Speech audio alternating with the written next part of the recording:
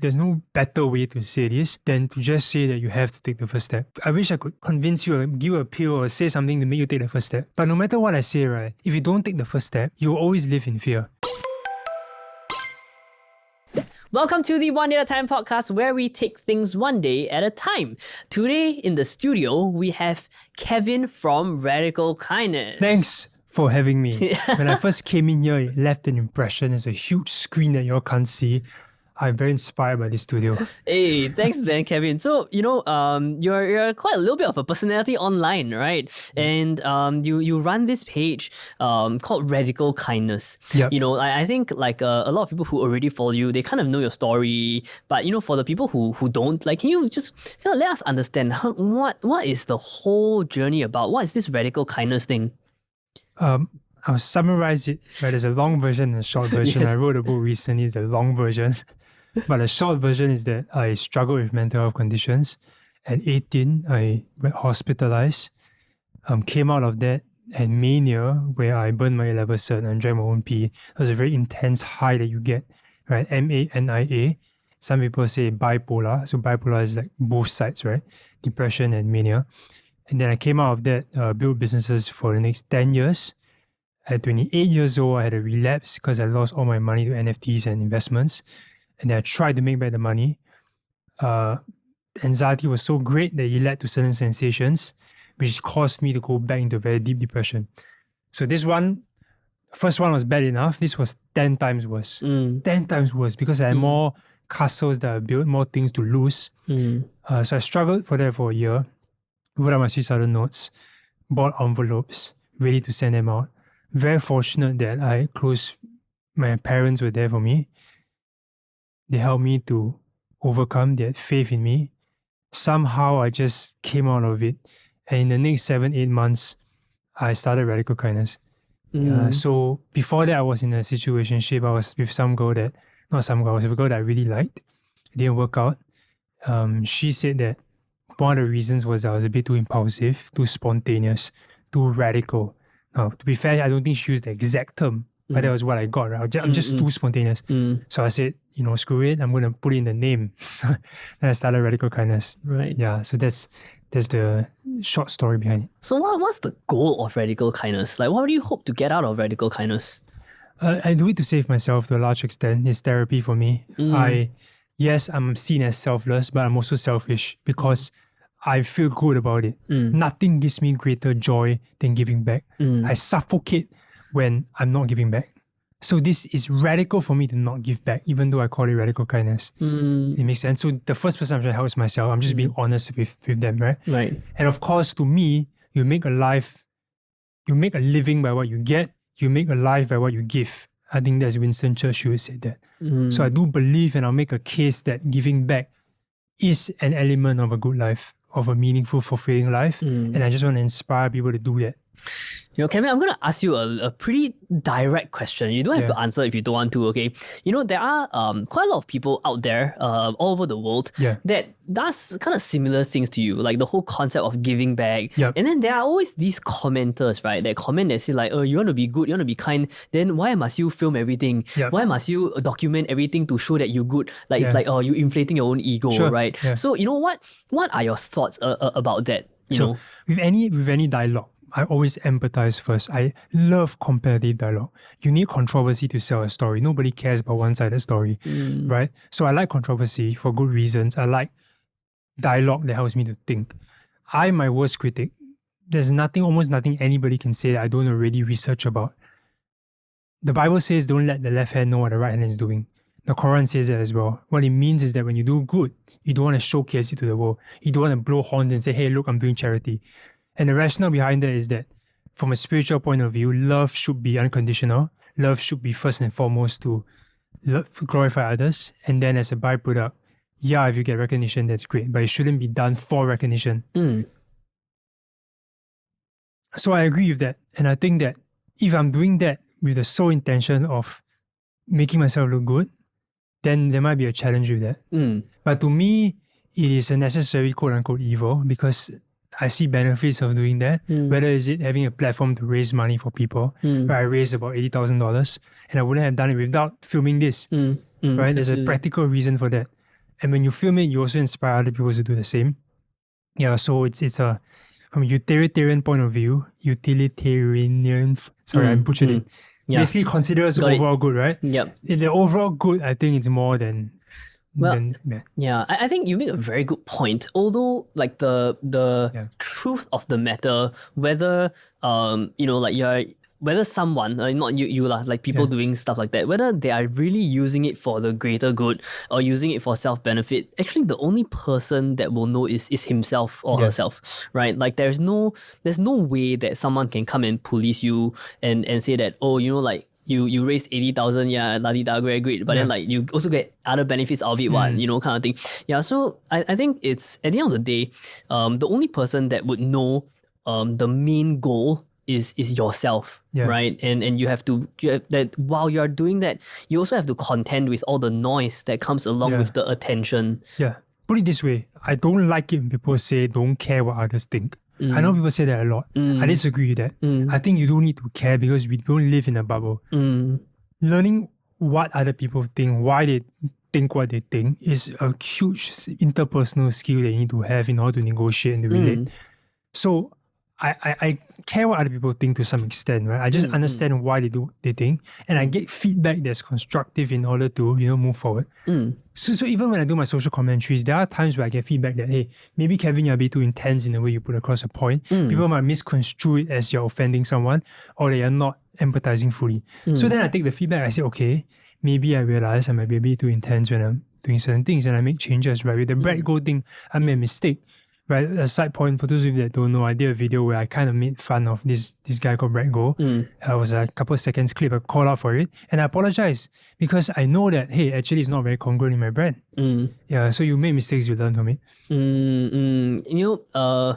You kind of made a little bit of a name for yourself with this whole radical kindness. You actually been interviewed by certain media platforms like Today, and you are garnering quite a little bit of attention, especially on TikTok. And the whole idea, even just now when you were coming to the studio, like you were documenting, you were filming, do you ever feel like tired of, kind of just documenting your life, documenting the things that the points that you're trying to get across, and all that? Because it's good question. Right. People don't, I mean, okay, we're all content creators in some manner, but usually people who don't create content don't really see the amount of intense effort that goes on behind a piece of content. Like what they see is a 1.5-minute video on your TikTok, but the amount of conceptualization, rejections that you go through, like even if you want to give people something, people think that you're trying to like scam them. Like how do you kind of contend with that? Yeah, perspective is important for me.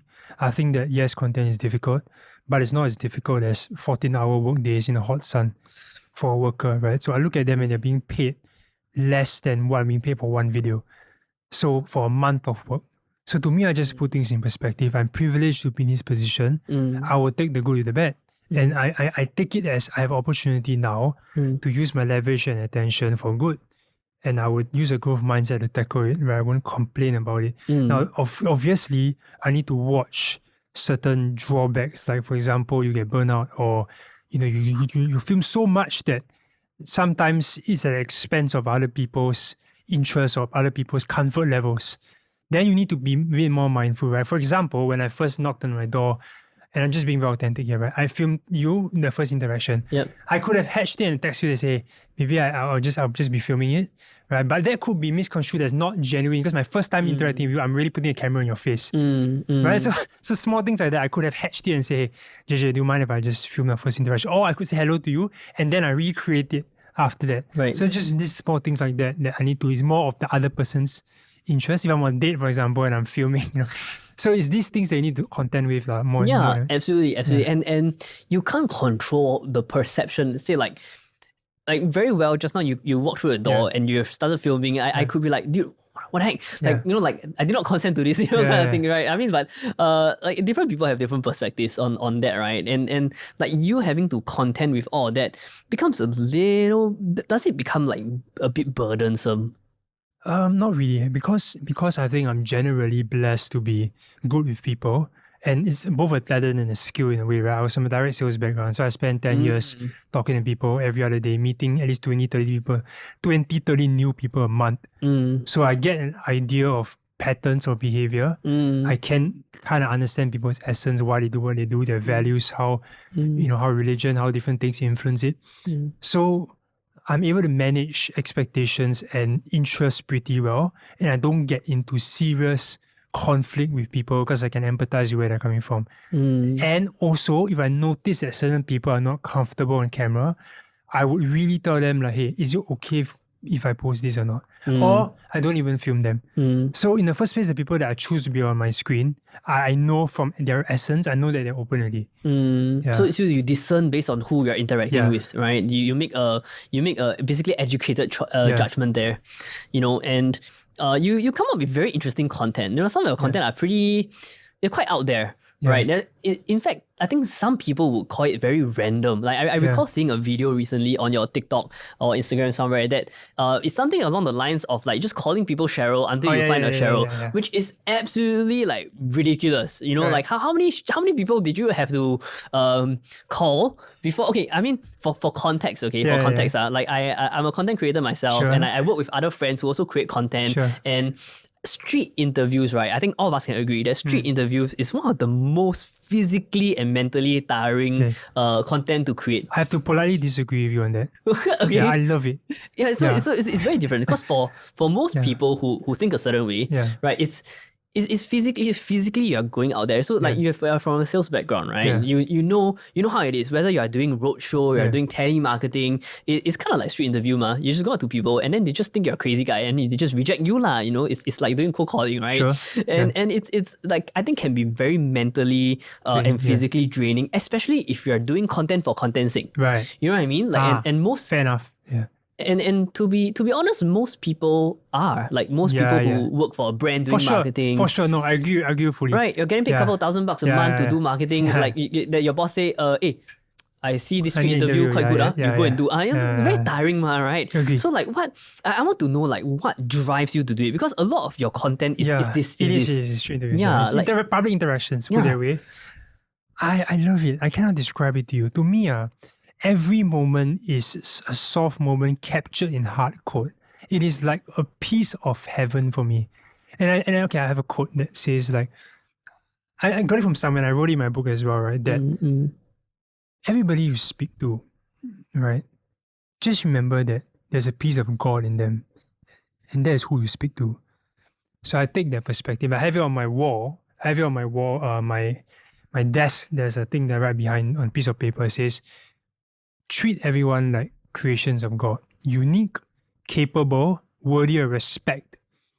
Make sure you honor them and leave everybody feeling edified. So my philosophy is that everybody I come in contact with leaves feeling edified. To edify is to uplift, is to build somebody up. So every touch point that I have with everybody is a chance for magic to take place. Those who don't believe in magic will never find it. That's one of Rodal's most famous quote. And it was the last quote in the last children's book that he wrote. So the context should give some value to that. And I believe in magic. I'm a kid at heart. I go out there and I think people reflect my emotion. That's why it's not easy. That's not difficult for me. Because they can sense my sincerity. They can sense my enthusiasm. And I'm giving them a platform to share their story. I'm giving them a platform to be blessed. I'm giving them a platform to connect with me.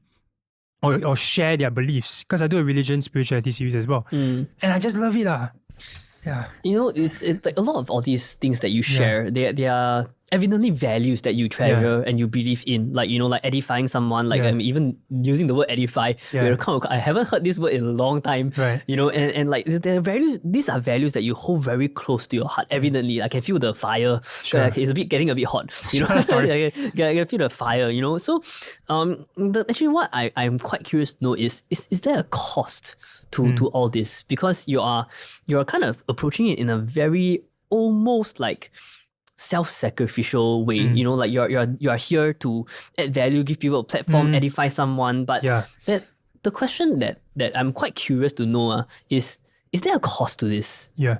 So there's this quote, right? I've heard of it before. It says, "Don't set yourself on fire to keep others warm." I violently disagree with that. I think love has an element of self-sacrifice, and that's what makes it powerful. So yes, maybe it's at a cost to myself. It's fine. I don't think anything in life can be fully balanced.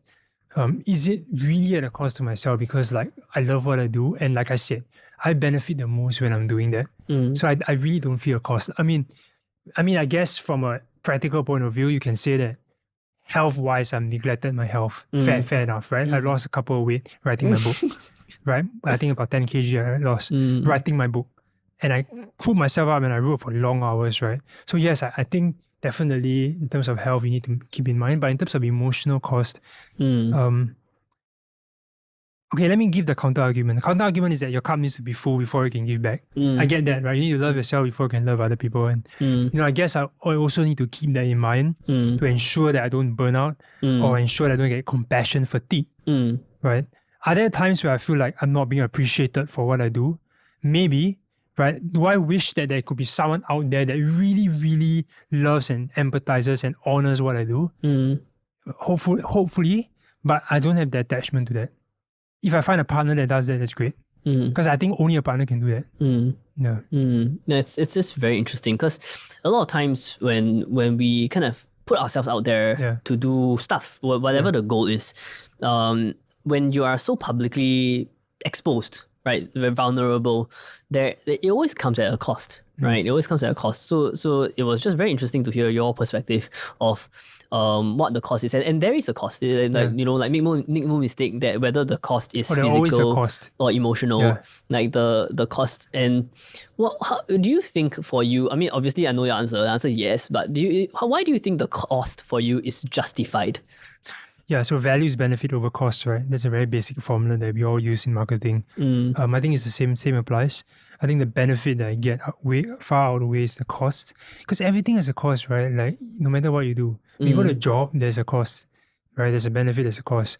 So for me, it's like the value that I get and the benefit that I get far outweighs the cost, and so the overall value is very high for me. That's why I continue to do it, because it's advantageous to me.